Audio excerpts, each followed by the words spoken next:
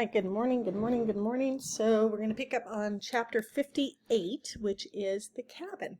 So where we left off, they were avoiding a storm and sought some shelter in, I assume, what will be the cabin for chapter 58. Hey, chapter 58. The hailstorm was brief but violent. Its icy stones were quickly melting away, but the damage would linger on. The valley was littered with shredded leaves and wildflowers. Wounded animals were hobbling back to their homes. Several unlucky birds lay limp in the grass. Inside the cabin, Roz was standing by the window. She held Bright Bill in her arms, his bruised body wrapped in an old blanket. The robot knew everything there was to know about caring for animals. But all her son needed was time. His injuries would heal on their own. "Go on without me, Ma," said the goose in a weak voice. "I'll catch up to you when I'm feeling better." "That is ridiculous," said the robot. "What kind of mother would leave her injured son behind?" "But, Ma—" "Stop talking," interrupted Roz. "You need to rest." Bright Bill tried to argue, but he was already falling asleep. The cabin was simple, just a square room with a wood stove, 2 chairs beside a table, and a couple of cots rotting in the corner. Dusty mugs and bowls sat on a shelf. Otherwise, the walls were bare. It was clear no humans had been there for a very long time. However, it seemed that some other creature had moved in. The whole place had a foul odor. Lumps of feces were strewn about. The little footprints trailed away from a dark hole in the floor. You guys know what feces is. It's poop. Roz leaned over the hole, and in the language of the animals, she said, "Hello, who is down there?" Something moved, and then a pair of shining eyes looked up from the darkness. "Who are you?" said a voice. "I didn't invite you into my home." "I am sorry to intrude," said the robot. "My son and I were only trying to escape the hailstorm." "Your son?" said the voice. "Is that him in your arms? Let me see." Very gently the robot lifted a fold of cloth and revealed the sleeping goose. "He must take after his father," said the voice. "He is my adopted son," the robot explained. "My name is Roz, and this is Bright Bill." The shining eyes blinked, and the voice squeaked with excitement. "You're Roz and Bright Bill? The birds have been singing about you for months. You're living legends." Technically, I am not living," said the robot. "You seem pretty alive to me," said the voice. "Either way, it's very nice to meet you. They call me Sprinkles." With that, the creature crawled up through the hole in the floor. She was covered in black fur, with her nose all the way to the tip of her... She was covered in black fur from her nose all the way to the tip of her fluffy tail. Well, except for those white stripes running down her back. You see, Sprinkles was a skunk. Oh, I thought it was a mouse. The robot took one look at her hair and stepped backward. Sprinkles frowned. "You know, Roz, skunks only get stinky when we're nervous." "Are you nervous now?" "Well, sort of, but in a good way. I'm honored to meet you. Please pull up a seat and tell me what brings you here." Sprinkles hopped onto the table and listened as Roz described their journey. The skunk was a very good listener. While Roz spoke, Sprinkles nodded politely and said things like, "Oh my," and "Is that right?" and "You don't say." This went on until Bright Bill began to stir. I'm thirsty," he whispered. "There's a creek right out back," said Sprinkles, "and those might be useful." She motioned to the bowls on the shelf. "Please help yourself to anything. My home is your home." It turns out that skunks can be quite hospitable. Sprinkles invited the visitors to stay as long as they liked, and so our friends spent Bright Bill's recovery in the cabin. The goose mostly slept. The robot brought him food and water. The skunk made sure that they were both very comfortable. A few mornings later, sunlight streamed in through the window and onto Bright Bill. He was squawking and waddling and fluttering through the cabin. His injuries had healed, and he was eager to continue their journey. "Thank you for everything, Sprinkles." The robot waved as she marched away from the cabin with her son on her shoulder. "Glad I could help," called the skunk. "Misunderstood creatures like us gotta look out for each other." Chapter 59. The Strange Wilderness. Another gloomy day had settled over the mountains. Here and there the sun broke through the clouds, and bright streaks came shining down like spotlights.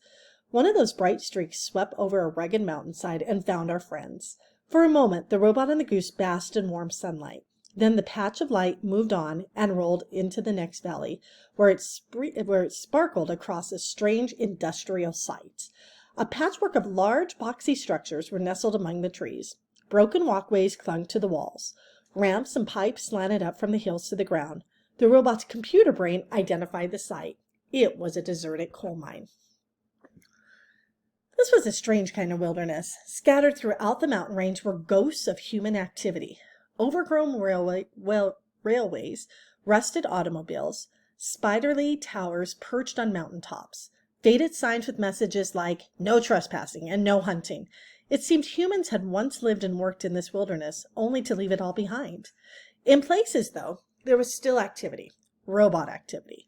Armies of robot workers methodically dug new tunnels and built new dams and worked in new mining operations. They took down abandoned buildings and hauled away truckloads of litter. Our friends were curious about these working robots, but they kept a safe distance and went on their way. Chapter 60. The Hunters. Crack! A gunshot echoed through the mountains. There weren't many hunters willing to trek into the wilderness, but those who did were serious. They camped out, they wore camouflage, and fired traditional rifles for the sport of it. Crack!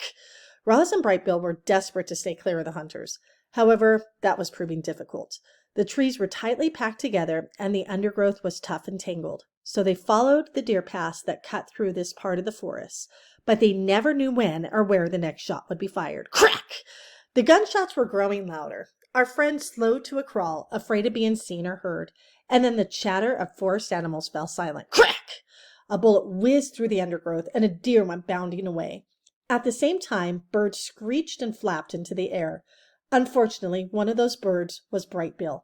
Scared and confused, the young goose fluttered up to a tree limb just as two hunters emerged from the bushes.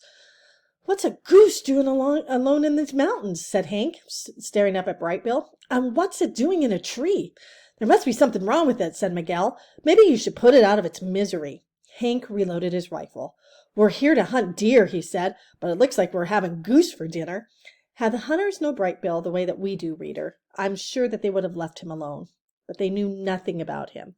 To them, Brightbill was just another goose, a meal, and they were getting hungry. The hunter raised his rifle. He took a deep breath. His finger reached for the trigger. And then a fierce gust of wind suddenly blew across the forest floor. No, not wind. Footsteps. Something was stomping toward the hunters.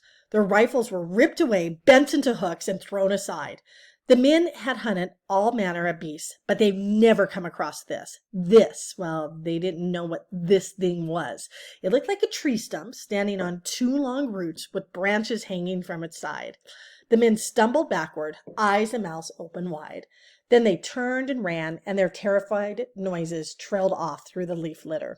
The goose was terrified too. He slumped off his branch and into his mother's arms. The poor bird was trembling with fear, but he was unharmed. "I'm so sorry, Brightbill," said the robot.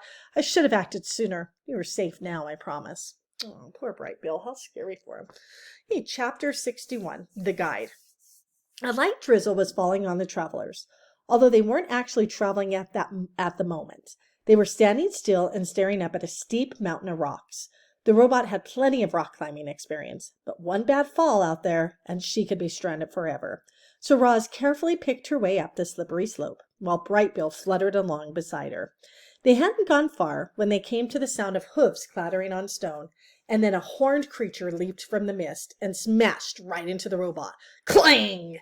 Roz went flying backward. Clang! Roz crashed to the ground. I wonder what here.